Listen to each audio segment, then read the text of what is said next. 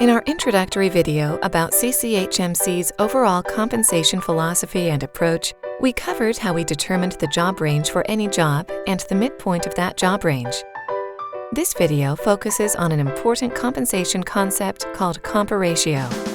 It's important to understand because it is a measure of your place in your job range and is used each year to help your manager determine your merit increase. It is calculated by dividing your base salary by the midpoint of your job range. Let's use the same example we started with in our introductory video.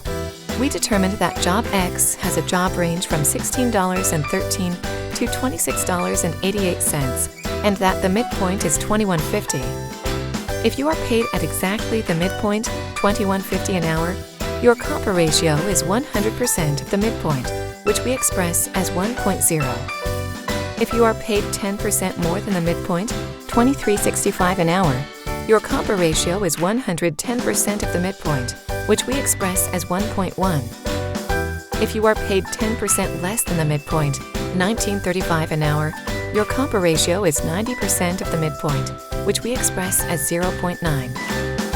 A Compa-ratio between 0.9 and 1.1 is considered within market.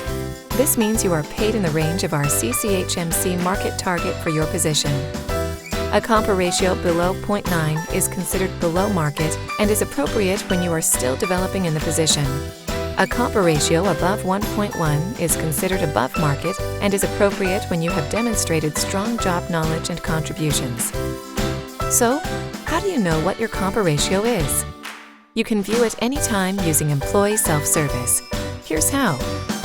Go to the HR and Benefits tab on Sent a Link.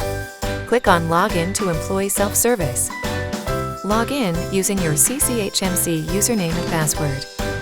Click on Payroll and Compensation. Click on My Salary Information. Your Compa-ratio is shown just above the pay range table.